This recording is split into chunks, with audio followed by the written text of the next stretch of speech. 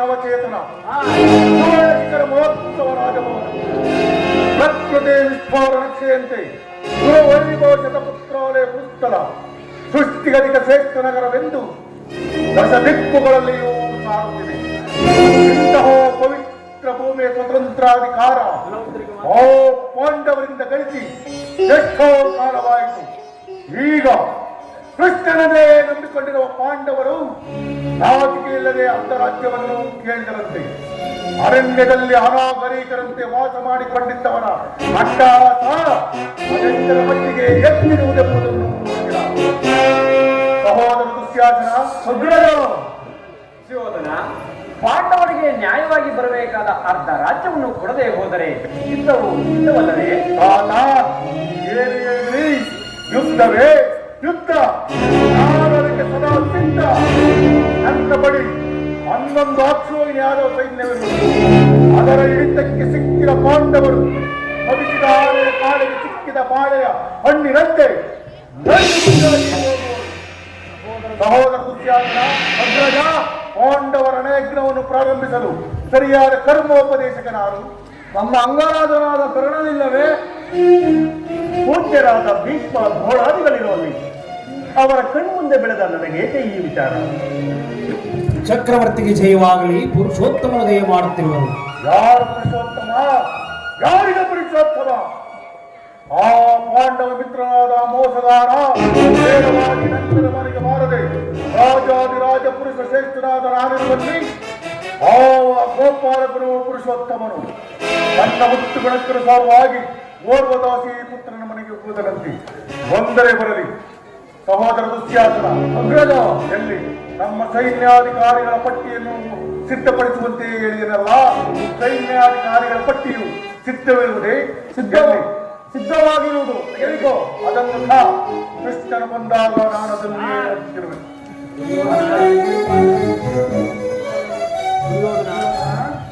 ಶ್ರೀಕೃಷ್ಣ ಪರಮಾತ್ಮನು ನಿನ್ನನಿಗೆ ಯಾಚನೆಯಾಗಿ ಬರುತ್ತಿಲ್ಲ, ಆತನು ಪಾಂಡವರ ರಾಯಭಾರಿಯಾಗಿ ಬರ್ತಿರೋನು. ಓ, ಯಾರು ಮಾತನಾಡುತ್ತಿರುವುದು? ವಿದುರ ಚಿಕ್ಕಪ್ಪ.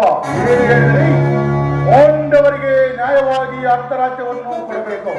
ಅದನ್ನು ಚಕ್ರವರ್ತಿಯಾದ ನಾನು ನಿನ್ನಿಂದ ಕೇಳಿ ತಿಳಿದುಕೊಳ್ಳಬೇಕು. ಸಾಕು, ಸುಮ್ಮನಿರು. ನಿನಗೆ ನ್ಯಾಯವಾದಿನರೋ ಅಥವಾ ನ್ಯಾಯಕ್ಕೆ ಸರ್ವರು ಅಧೀನರೋ? ರೋಗಿಗೆ ಅಪತ್ಯವು ರುಚಿಸುವಂತೆ ರುಚಿಯು ಎಂದಿಗೂ ರುಚಿಸುವುದಿಲ್ಲ. ನಿನಗೆ ಮರಣ ಹೊಂದಿದೆ, ಅದಕ್ಕಾಗಿ ವಿಕಲ್ಪವಾಗಿ ಮಾತನಾಡುತ್ತಿದೆ. ವೀರರಿಂದ ಪರಿವೃತನಾದ ಚಕ್ರವರ್ತಿಗೆ ಪುತ್ರನ ನೀತಿ ವಚನ ಅನವಶ್ಯಕ. ಸಹೋದರ ದುಶ್ಯಾಸನ, ಹಿರಿಯನು ಪೂಜ್ಯನು ಎಂದು ಸಹನೆಯಿಂದ ಸುಮ್ಮನಿದ್ದ ಮಾತ್ರಕ್ಕೆ ಇದು ರಾಜಸ್ಥಾನವೆಂಬ ಗೌರವವನ್ನರಿಯದೆ ಮಾತನಾಡುತ್ತಿರುವ ಈ ವಿದುರನನ್ನು ಸಭೆಯಿಂದ ಆಚೆಗೆ ದೂಡಿಬಿಡು. ನಮ್ಮ ಅಣ್ಣನ ಆಜ್ಞಾನುಸಾರವಾಗಿ ಕೂಡಲೇ ಸಭೆಯನ್ನು ಬಿಟ್ಟು ಹೊರಡು. ಅನರ್ಥವಾದಿತು, ಎಚ್ಚರ. ನನ್ನನ್ನು ಸಭೆಯಿಂದ ದುರ್ಯೋಧನ, ನನ್ನನ್ನು ತುಂಬಿದ ಸಭೆಯಿಂದ ಹೊರ ದೂಡುವಷ್ಟು ಸಾಮರ್ಥ್ಯ ಉಂಟಾಯಿತೆ. ಅವಿವೇಕಿ, ನೀನು ಅವಿವೇಕಿಯಾದರೂ ನನಗೆ ತಿಳಿದಿರುವ ನ್ಯಾಯ ನೀತಿಗಳನ್ನು ನಾನು ಹೇಳಿಯೇ ತಿರಬೇಕು. ಜಗದೊಡೆಯನಾದ ಶ್ರೀಕೃಷ್ಣ ಪರಮಾತ್ಮನನ್ನು ಜಡಿದಾಡುತ್ತಿರುವೆಯಲ್ಲ, ನೀವು ಇಷ್ಟೊಂದು ಅಪಮಾನ ಮಾಡಿದ ಮೇಲೆ ಇಲ್ಲಿ ಕೇಳು ದುರ್ಯೋಧನ. ಹಿಂದೆ ದ್ರೌಪದಿ ಅವಸರ ಅಪಹರಣ ಕಾಲದಲ್ಲಿ ಭೀಮಸೇನನು ಮಾಡಿದ ಪ್ರತಿಜ್ಞೆಯಿಂದೆ ಆತನ ಗದೆಯಿಂದ ನಿನ್ನ ತೊಡೆಯನ್ನು ಪ್ರಹಾರಿಸಿಕೊಳ್ಳಬೇಕೆಂದು ರಚಿಸಿಕೊಂಡು ಇಟ್ಟುಕೊಂಡಿದ್ದ ಈ ಬಿಲ್ಲನ್ನು ಈಗಲೇ ಮುರಿದು ಬಿಸಾಡಬೇಕು. ಪೂಜ್ಯರಾದ ವಿದುರನ್ನು ಅಪಹಾಸ್ಯಕ್ಕೆಡು ಮಾಡಿ ಸರ್ವೋತ್ತಮವಾದ ಬಿಲ್ಲಿನ ಸಹಾಯವನ್ನು ಕಳೆದುಕೊಂಡೆಯ. ಆತನೇನಾದರೂ ಆ ಬಿಲ್ಲನ್ನು ಹಿಡಿದು ಧನುರ್ಧಾರಿಯಾಗಿ ನಿಂತಿದ್ದೆ ಆದರೆ ಆತನನ್ನು ಎದುರಿಸುವ ಶಕ್ತಿ ಯಾರಿಗಿತ್ತು ಸಿಗೋದಲ್ಲ. ಈ ವಿದುರನ ಗೊಟ್ಟು ಬೆದರಿಕೆಗೆ ನೀನು ಹೆದರುವುದೇ? ಕೇಳು.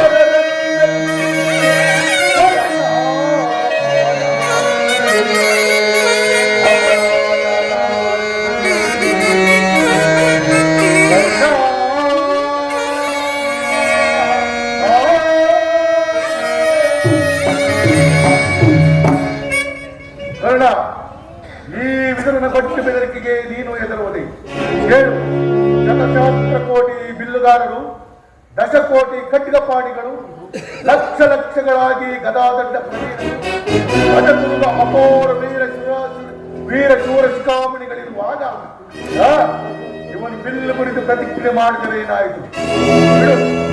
ಈಗ ಎಲ್ಲರೂ ಕೇಳಿ, ದೂತರಾಗಿ ಬರುವ ಕೃಷ್ಣನಿಗೆ ಯಾರಾದರೂ ಸರಿಗೆ ಎಂದು ನಮಸ್ಕರಿಸಿದ್ದಾದರೆ ಅಂತವರು ಸಭೆಯನ್ನು ಬಿಟ್ಟು ಹೋಗಬೇಕಾದೀತು. ಎಚ್ಚರ ಎಲ್ಲಿ ನಮ್ಮ ಸೈನ್ಯಾಧಿಕಾರಿಯಾದ ಪಟ್ಟಿಯನ್ನು ಸಿದ್ಧಪಡಿಸುವಂತೆ ಹೇಳಿದಿರಲ್ಲ, ಅದನ್ನು ಕೃಷ್ಣನ ಬಂದಾಗ ನಾನಿದನ್ನೇ ನೋಡುತ್ತೇವೆ.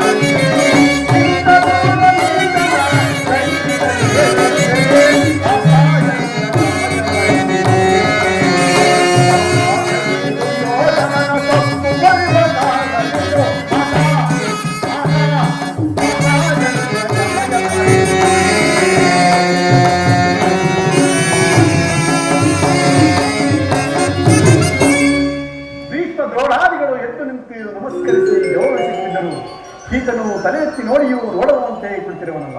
ಇರಲಿ, ನನ್ನ ಪಾದದಿಂದ ಭೂಮಿಯನ್ನು ನೆಟ್ಟಿ ತಾನಾಗಿ ಒಂದು ನನ್ನ ಪಾದಕ್ಕೆ ನಮಸ್ಕರಿಸುವ ಮಾಡಲು ಯೋಗ ಮಾಡಿ.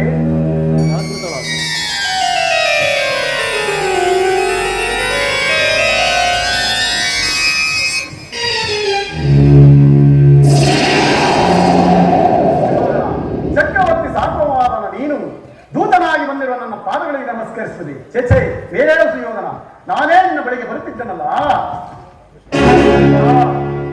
ಅಟ್ಟಹಾಸದ ಮೆಟ್ಟಿ ಬರುವ ದಿಟ್ಟ ಶತ್ರುಗಳ ಎದೆ ಮೆಟ್ಟಿ ಸಿಗುವ ಪಟ್ಟುಗಾರನಿ ಚಕ್ರವರ್ತಿ, ನಿನ್ನಂತಹ ಢಾಂಬೀಕನನ್ನು ಸತ್ಕರಿಸುವಂತಹ ಅವಿವೇಕಿ ಅಲ್ಲ. ಬಂದಿರುವುದು ದೂತನಾಗಿ ಬಂದಿರುವ ನಿನ್ನಲ್ಲಿ ದೂತ ಲಕ್ಷಣಗಳಿರುವುದೋ ಇಲ್ಲವೋ ಎಂದು ಪರೀಕ್ಷಿಸಲೇ ನನಗೆ ಮಾತ್ರ. ಒಂದು ವೇಳೆ ನಮಸ್ಕರಿಸಿದ್ದರು ಈ ಭೂಮಾತೆಗೆಂದು ತಿಳಿ, ನಿನಗಲ್ಲ. ಕೃಷ್ಣ ಒಂದದ್ದಾಯಿತು. ಆಗಲೇ ಗೋಪಿಕಾಂಗನೆಯರ ನರ್ತನವನ್ನು ನರ್ತನವೆಂದರೆ ಬಹು ಇಷ್ಟ ತಾನೇ ಇರಬಹುದು. ಸುಯೋಧನ ಇದ್ದರೂ ಇರಬಹುದೇನು, ಇದ್ದೇ ಇದೆ. ಗೋಪಿಕಾಂಗನೆಯರ ನರ್ತನವನ್ನು ನೋಡಿ ನೋಡಿ ಬೇಸತ್ತಿರುವೆ. ಈಗ ಈ ನನ್ನ ಹಸ್ತಿನಾವತಿ ರಾಜ್ಯ ನರ್ತಕಿಯರ ನರ್ತನವನ್ನು ನೋಡಿ ಆನಂದಿಸು. ಬಂದದ್ದಾಯಿತು, ಕುಳಿತುಕೋ. ಆಗಲಿಲ್ಲ ಸುಯೋಧನ. ಹೌದಾ ಅಗ್ರಜ?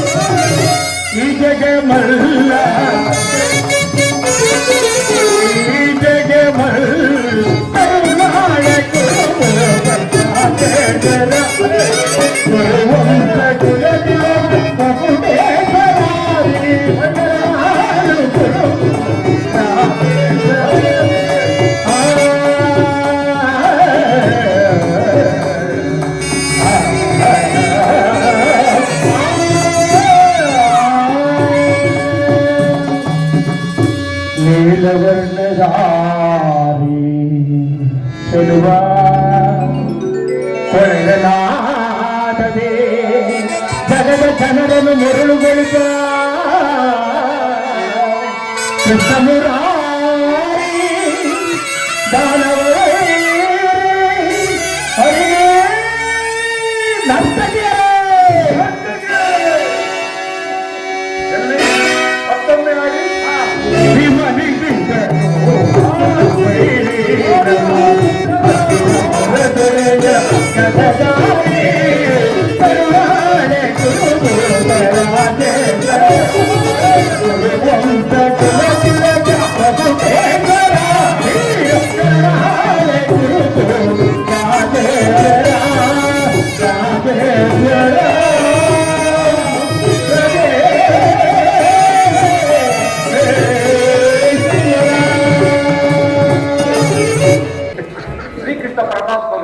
ಸಭೆಗೆ ಬಂದ ಮುಖ್ಯ ಉದ್ದೇಶವನ್ನು ತಿಳಿಸಿದರು.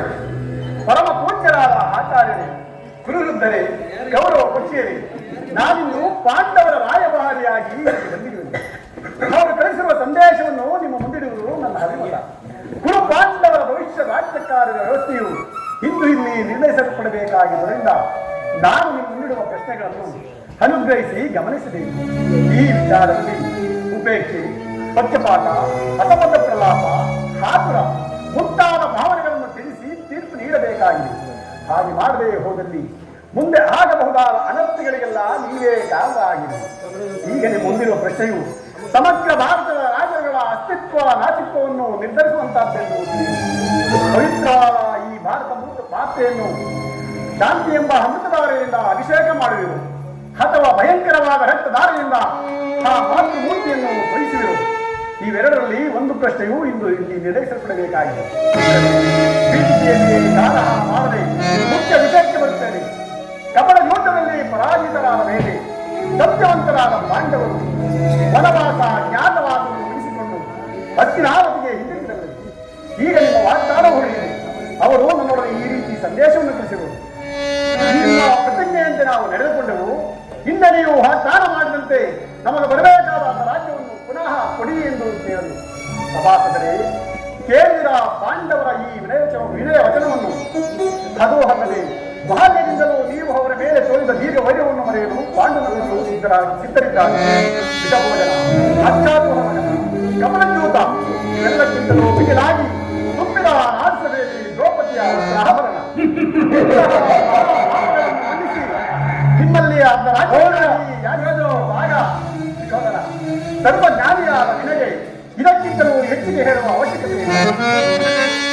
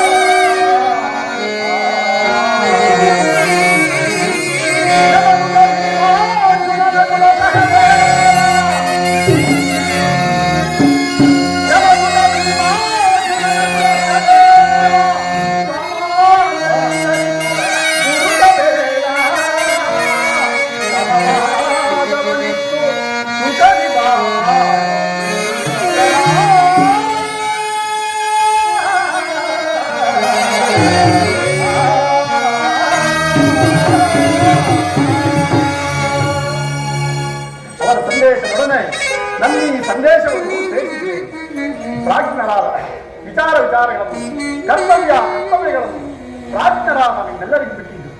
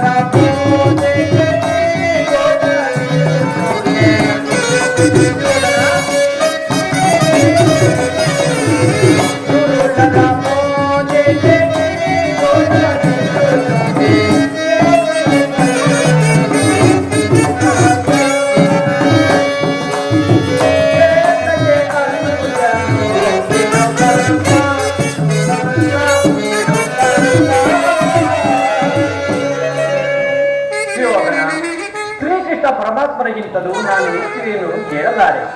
ಪಾಂಡವರು ನಿಮ್ಮ ಸಹೋದರರಲ್ಲದೆ ಅವರಿಗೆ ಬರಬೇಕಾದ ಅರ್ಧ ರಾಜ್ಯವನ್ನು ಕೊಟ್ಟು ಅವರನ್ನು ಆಧರಿಸಿ. ಇದೇ ನನ್ನ ಅಭಿಮತ.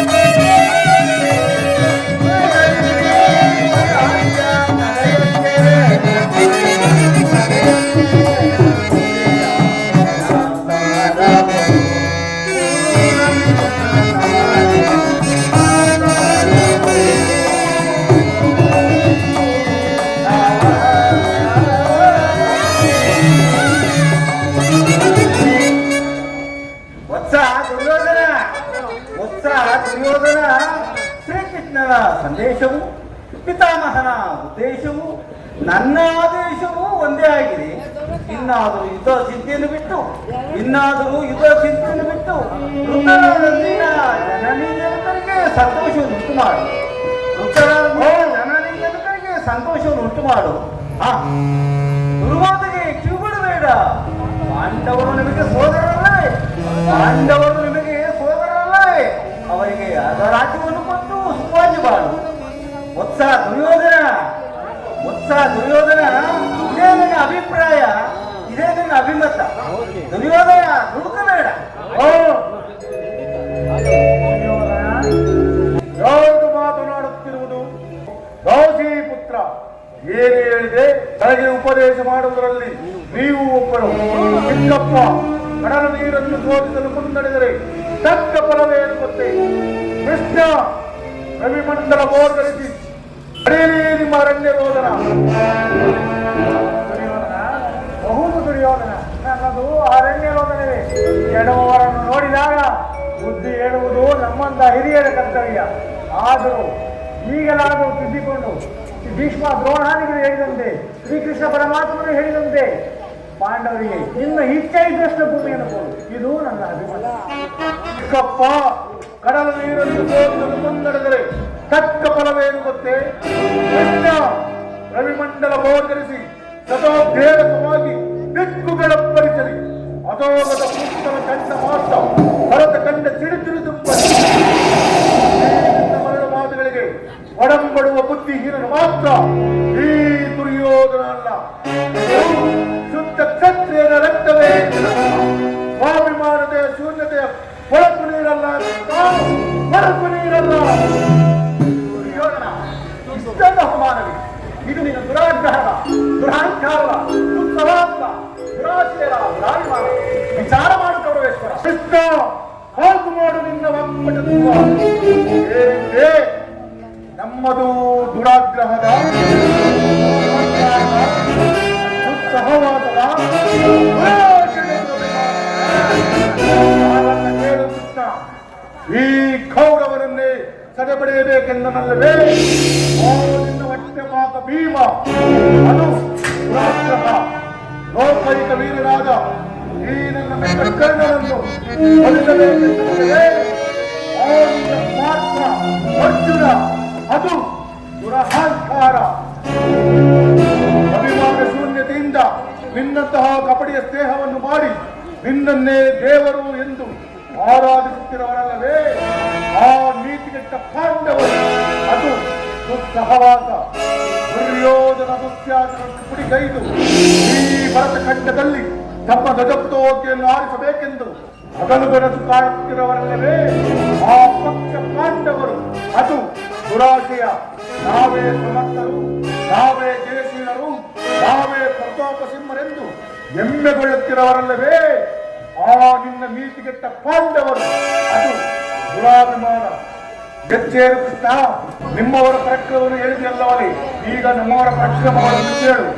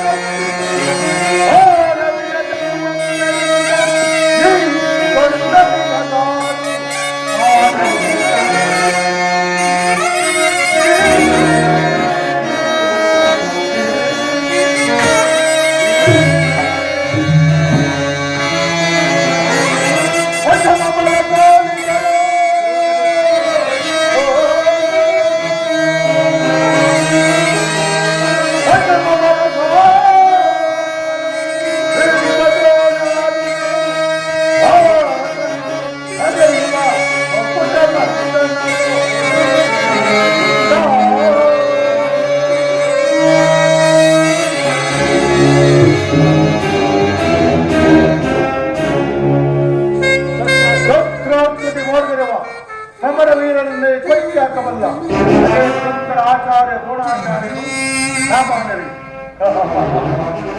ಗುರುಕುಲದ ಸಿಂಹ ಒಕ್ಕಲಿತ ಬ್ರಹ್ಮಾಚಾರ್ಯ ಭೀಷ್ಮಾಂತರು ನಿಮ್ಮವರ ಎಪ್ಪಲ ಕಿತ್ತಸವ ನನ್ನನುಜ ದುಶ್ಯಾಸನ ಸಮಯ ಸಂಜೀವಿನಂತೆ ಅಗಲಿರುವ ಮಾರ್ಗದರ್ಶನ ತೋರುತ್ತಿರುವ ಸೋದರ ಮಾವ ಶಕ್ತಿ. ಆ ನಿನ್ನ ಮಿತ್ರ ಪಲ್ಲುಗುಣನ ಚಿರವಿರುವ ಬಿಲ್ಗವರ ಶ್ರೀಮಂತ ನನ್ನ ಮಿತ್ರ ಕರ್ಣ ಸಮಯ ಸಂಜೀವಿನಂತೆ ಸೋದರ ಮಾವ ಶಕುನಿ, ಅಶ್ವತ್ಥಾಮ, ಶಲ್ಯ, ಕೃಪ, ಸೈಂಧವ ಹೀಗಿಲಾಗಿ ಶೌರ್ಯ ಧೋಳ್ ವಿಖ್ಯಾತ ನಕ್ರಮಣ ಗತಭುವನ ತೋಳ್ ಭುಜವಲ್ಲ ಪೃಥ್ವಿಯ ಪಾದಾಕ್ರಮ ದಕ್ಷ ಹರಿಕುಲವ ಕಿತ್ಯಚ ಪ್ರತ್ಯಕ್ಷ ಪಾಲಾಕ್ಷ ಈ ಸುಯೋಧನ. ಅದೇ ವಂಚಿಕೆಯೋ ಅಪನಂಬಿಕೆಯೋ ಹೋಗಿ ಅವನ ಚಂಡರಾದ ಪಾಂಡವರನ್ನು ನಾಳೆ ಯುದ್ಧಕ್ಕೆ ಕರೆಯಿತು. ಗಂಟ ಶೋಷಣೆಯಿಂದ ಪ್ರಯೋಜನವಿಲ್ಲ.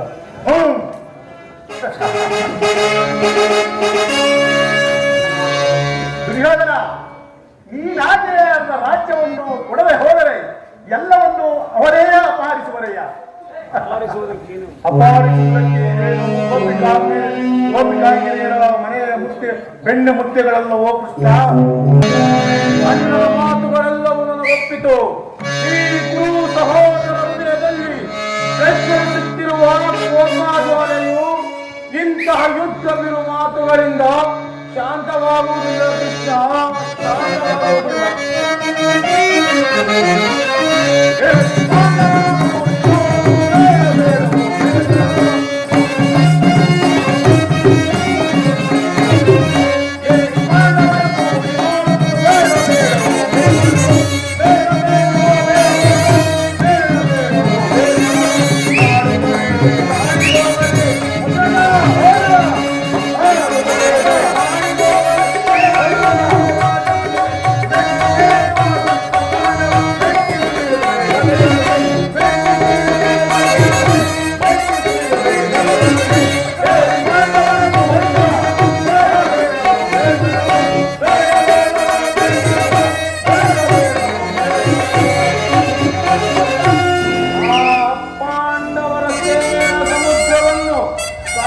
ಬಾಗಿಡವಲ್ಲ ಗಂಡುಗಲಿಗಳು ನಾವು.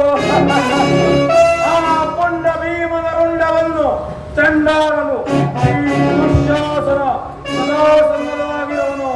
ಹೋಗು, ಸಮರವೇ ಸಿದ್ಧ.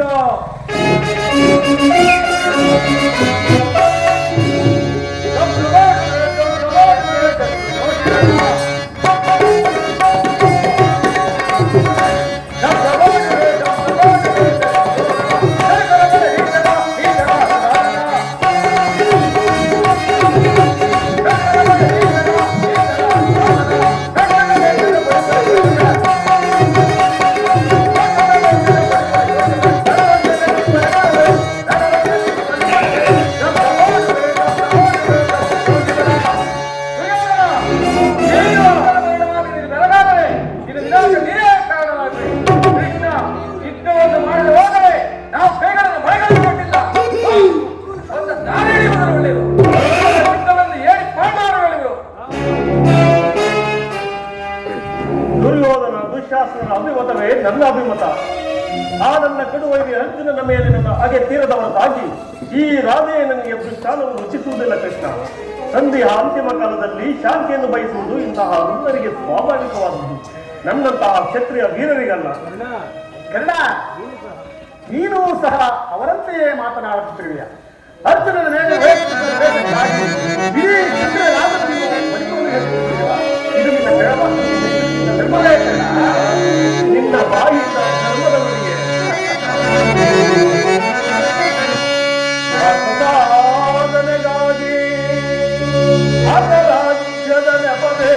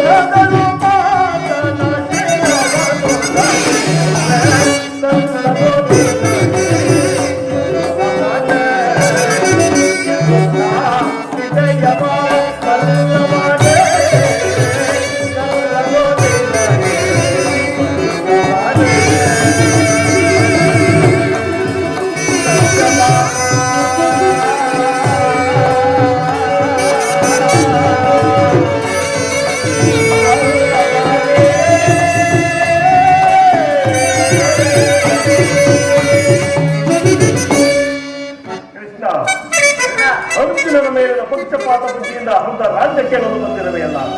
ಆ ನಿನ್ನ ಧರ್ಮಕ್ಕಿಂತ ಈ ನನ್ನ ಸ್ವಾಮಿಗಾಗಿ ತನುಮನವನ್ನು ಅರ್ಪಿಸುತ್ತಿರುವ ಈ ನನ್ನ ಧರ್ಮದ ಮೇಲು ಯದುಪತಿ ನಿನ್ನ ಕೃತ್ರಿಮ ಸಂಧಾನಕ್ಕೆ ಖಂಡಿತವಾಗಿ ಒಪ್ಪುವುದಿಲ್ಲ, ಒಪ್ಪಲಾಗದು.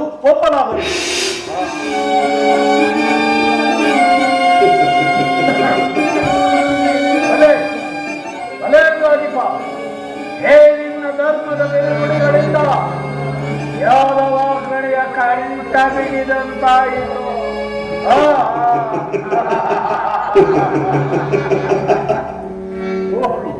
ಮಹಾತ್ಮಕರಾಗಿ ಮಾಡದೆ ಮಾತನಾಡುವುದೇ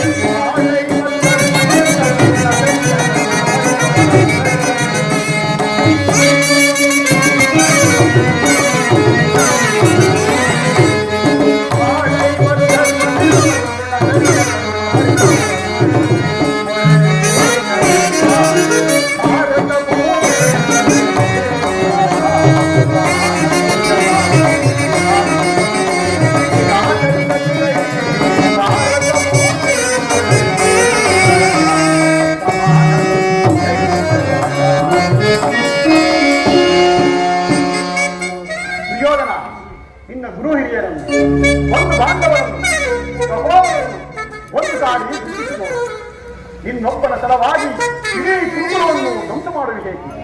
ಪಾಂಡವರು ನಿನ್ನ ತಂದೆಯ ಪ್ರವರ್ತನವನ್ನು ನಿನ್ನನ್ನು ಯುವರಾಜನೆಂದು ಸನ್ಮಾನಿಸಿದರು. ಅವರಿಗೆ ನಿಮ್ಮಗಳ ಮಮತೆ ಪ್ರೀತಿ ಹೊರತು ಮತ್ತೇನೂ ಇಲ್ಲ. ಪಾಂಡವರಿಗೆ ರಾಜ್ಯದ ಮೇಲಿನ ಹಕ್ಕನ್ನು ಒಪ್ಪಿಕೊಳ್ಳದಿದ್ದರೂ ಹೋಗಲಿ, ಅವರ ಇಷ್ಟವನ್ನಾದರೂ ನೆರವೇರಿಸಿ. ದಾನವ ಇದೇ ಯದುಪತಿಯು ಕೇವಲ ಪಾಂಡವರ ಸಲುವಾಗಿ ಅಲ್ಲ, ಭಕ್ತರ ಸಲುವಾಗಿ, ನಿಮ್ಮಗಳ ಸಲುವಾಗಿ ಮುಂದೊಲಗುವ ಭೀಷಣದಿಂದ ಮಾನವ ಪ್ರಜಾಕೋಟಿಯನ್ನು ಉತ್ತರಿಸುವ ಸಲುವಾಗಿ ಗೌರವೇಶ್ವರ ಇಂದು ನಿನ್ನಲ್ಲಿ ಸತ್ಯ ಭಿಕ್ಷೆಗಳನ್ನು ಭಿಕ್ಷಾಪ್ರದಾನ ಮಾಡುತ್ತವರೇಶ್ವರ. ಇದರಲ್ಲಿ ನನ್ನ ಅಪರಾಧವೇನಿದೆ ರಾಜ? ಪಾಂಡವರು ಜೂಜಾಡಿ ರಾಜ್ಯಾದಿ ಸಕಲ ಸಂಪತ್ತನ್ನು ಕಳೆದುಕೊಂಡಿದ್ದು ನನ್ನ ತಪ್ಪೆ. ಸತ್ಯ ಧರ್ಮ ಪರಿಪಾಲನೆಗಾಗಿ ವನವಾಸ ಮಾಡಿದ್ದು ಅಧರ್ಮದ ಕಾರ್ಯವು. ಹೇಳುವ ದೇವ, ಈ ವಿಸ್ತಾರವಾದ ಸಾಮ್ರಾಜ್ಯವನ್ನು ಶಾಸನ ಮಾಡಲು ಈ ದುರ್ಯೋಧನ ಹೊರತಾಗಿ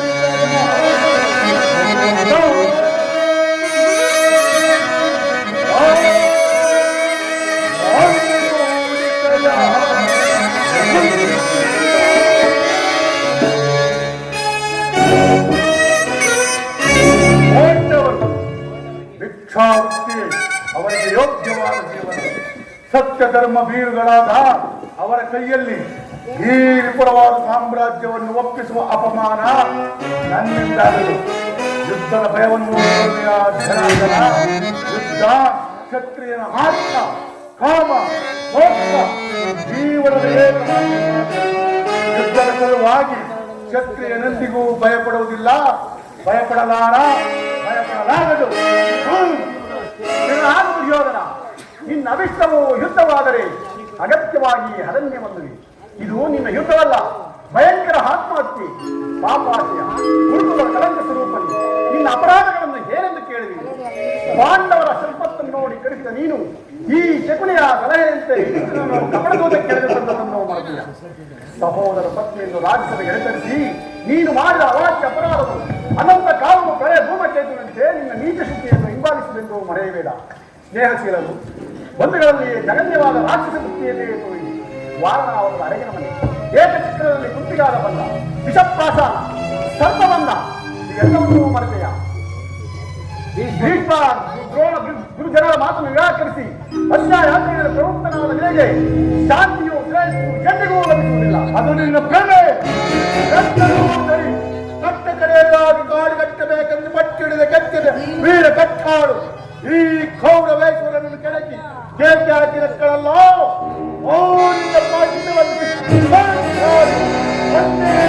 ಈ ಸ್ಥಳವನ್ನ ಪ್ರೇತಗಳಿಗೆ ಒಡೆಯನಾದ ಭೂತನಾಥೇಶ್ವರನೇ ಈ ಕದರಕ್ಕೆ ಮಾಡದಿದ್ದೇ ಕರೆಯಲಿ ಮುಂದುವರಿಸಿರುವ ಈ ಗುರು ಸಾಮ್ರಾಜ್ಯವು ರಕ್ತದ ಮಡುವಿನಲ್ಲಿ ಹೊಚ್ಚಿ ಚಕ್ರೇಶ್ವರನಾದ ನಾನು ನಗರದ ಮಣ್ಣಲ್ಲಿ ಮಣ್ಣಿಡಿದು ಮಣ್ಣಾಗಿ ಹೋದರೂ ಸರಿಯೇ ಛಲವನ್ನು ಪಡೆ, ಛಲವನ್ನು ಬಿಡೆ.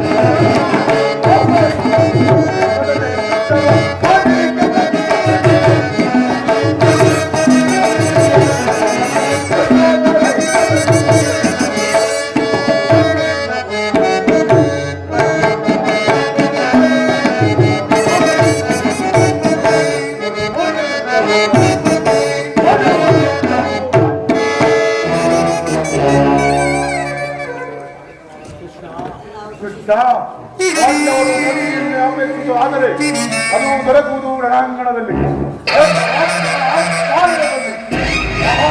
ವೀರ ಕೋಶದಲ್ಲಿ ಫಲಪಟ್ಟು ಮಾಡಲಿದ್ದ ಹಣಾರ್ಕಣಿ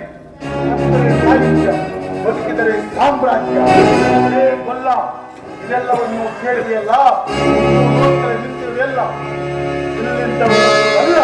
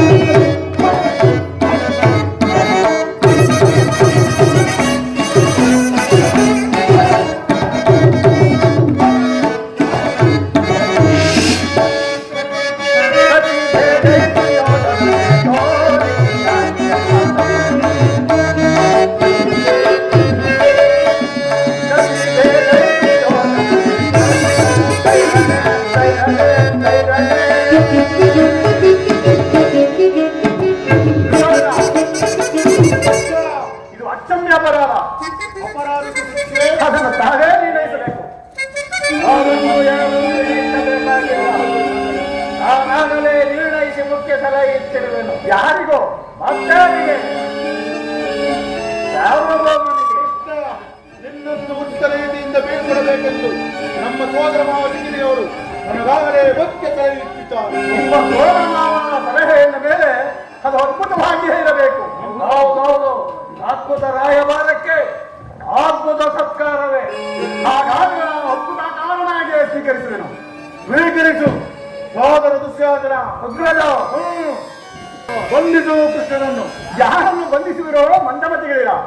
ಮಣ್ಣಿನಿಂದ ಬೆಂಕಿಯನ್ನು, ಗಾಳಿಯಿಂದ ಬೀಸಣಿಗೆಯಿಂದ ಗಾಳಿಯನ್ನು, ಮರಳಿನಿಂದ ಸಾಗರವನ್ನು ಬಂಧಿಸಲು ಸಾಧ್ಯವಿಲ್ಲ. ಈಗ ಬಂಧಿಸಿ ನನ್ನನ್ನು. ಸೋದರ ಅಗ್ರಜ. ಬಂಧಿಸು.